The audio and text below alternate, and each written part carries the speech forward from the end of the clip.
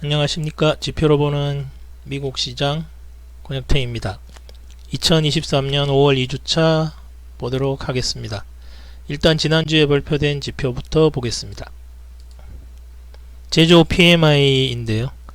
선행지표로 대부분 제일 유명한 지표입니다. 지속 상승하고 있습니다. 금리 인상 종결을 예상하고 있는데 거기에 대해서 금리 인하까지도 시장은 지난주까지 바라봤던 것 같습니다. 다음으로 일반 제조업이 아니라 전체 미국 대기업 중심의 ISM 제조 PMI입니다. 이 지표는 계속 쭉 내려가고 있다가 지난주에 살짝 조금 올라왔습니다. 전체적으로 조그마한 기업들이 먼저 좀 행동에 나서고 있는 게 아닌가. 대기업들은 아직도 좀 조심하고 있는 그런 분위기인 것 같습니다. 네, 레드북 소매 판매인데요. 이 1포인트대에서 계속 내려가지도 않고 벌써 4주째 계속 횡보하고 있습니다.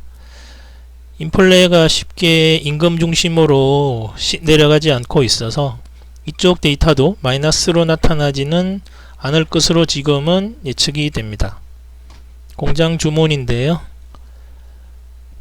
벌써 얘도 3개월째 상승하고 있습니다. PMI가 상승한다는 게 결국 구매부에서 원자재를 계속 산다는 얘기고요. 그 얘기즉슨 이제 공장 주문도 계속 조금씩 늘어나고 있다는 그런 의미로 받아들이면 될 것 같습니다.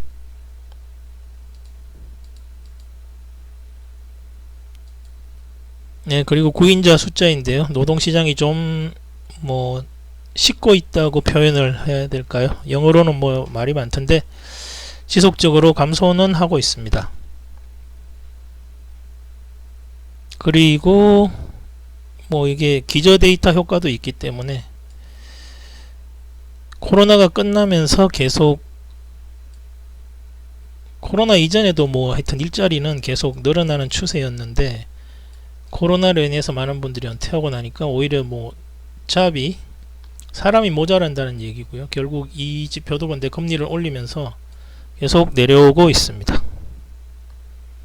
담보대출 금리는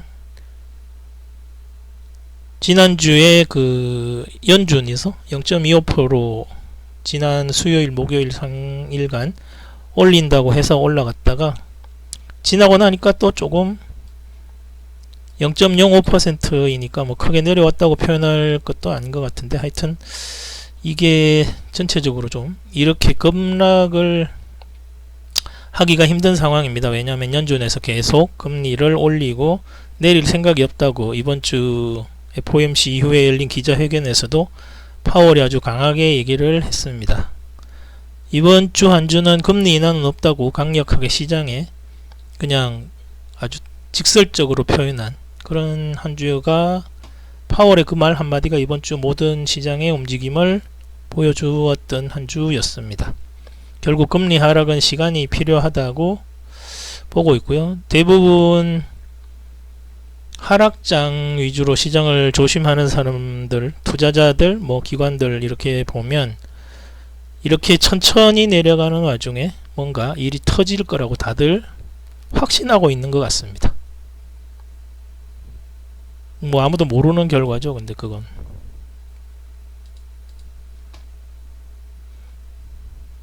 지난달 급여자료 기준으로의 비농업 고용 변화를 보면 계속 추세는 줄어들고 있습니다.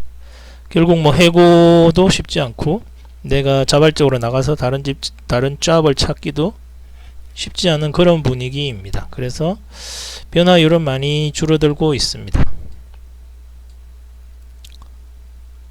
어쨌거나 계속 다들 하여튼 그래도 조금씩 다 움직이고 그런 상황인 것 같습니다. 서비스 PMI는 계속 또 코로나 이후에 외식업, 여행 이런 쪽으로 계속 개선되면서 나아지고 있는 것 같습니다. 금리도 이제 고점이니까 이 정도에서 다시 뭐 직원들도 뽑고 놀러 다니고 그렇게 해도 괜찮지 않을까. 다들 뭐 아직 가계에 자금 여유는 아직 있는 걸로 다 나타나고 있으니까요. 비농업 생산성인데 보시면 단위 노동 비용이 올라가니까 당연히 얘는 내려올 수밖에 없죠. 공장 주문 PMI가 상승하면서 임금 상승 효과는 뭐 그대로 나타나고 있는 것 같습니다.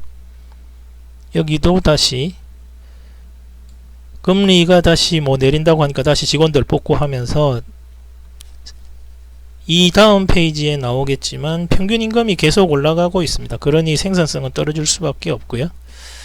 그런 상황입니다. 임금 상승이 지속되고 있습니다. 인플레이션 중에 파월이 얘기한 세 가지 분야에서 이 분야는 계속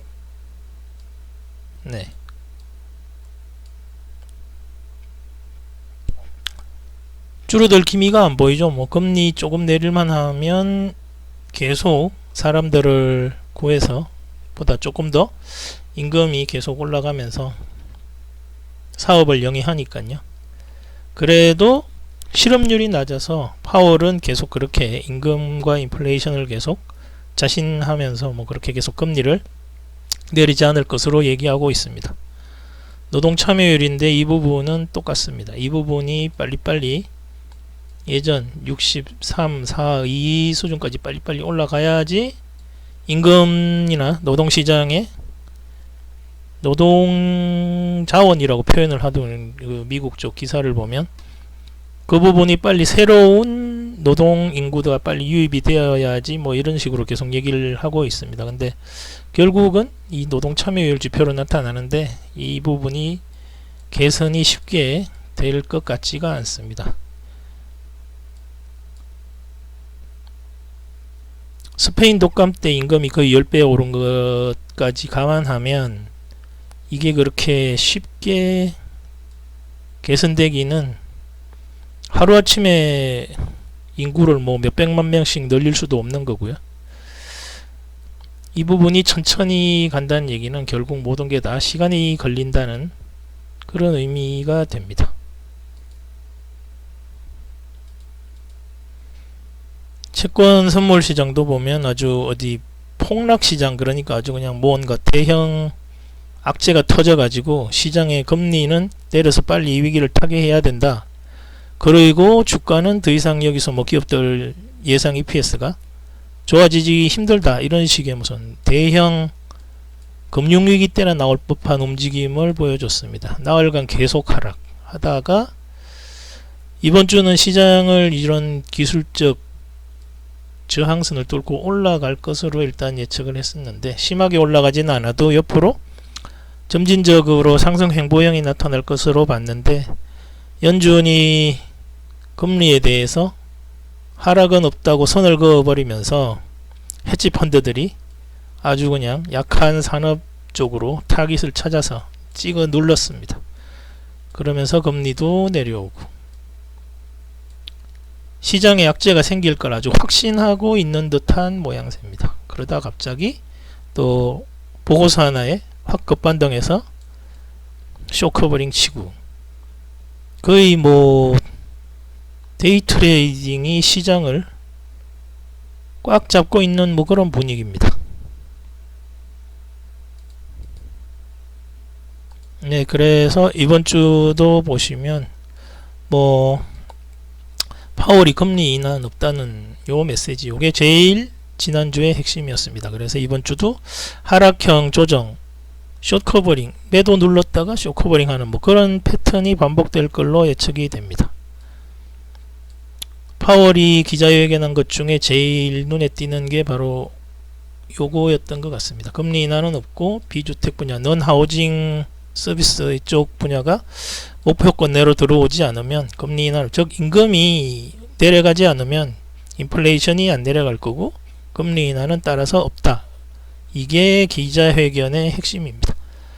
지표는 전반적으로 좋게 나오고 있고요. 파월이 얘기했던 상품 인플레이션은 악재가 터질 걸로 확신하는 헤지펀드 세력들이 원자재 가격을 내리 누르는 바람에 하락이고, 부동산은 옆으로 행보입니다. 서비스는 반대로 임금이 올라가면서 조금 올라갈 것으로 보고 있습니다. 올라갔습니다. 그래서 뭐 물가지표 내려가지는 않을 거고요. CPI와 PPI가 횡보 내지는 소폭 상승하게 될 것으로 보고 있습니다. 그러면 당연히 금리 인하가 늦어진다는 것과 일맥상통하는 얘기가 되고 헤지펀드들한테 더 우호적인 시기가 되는 거죠.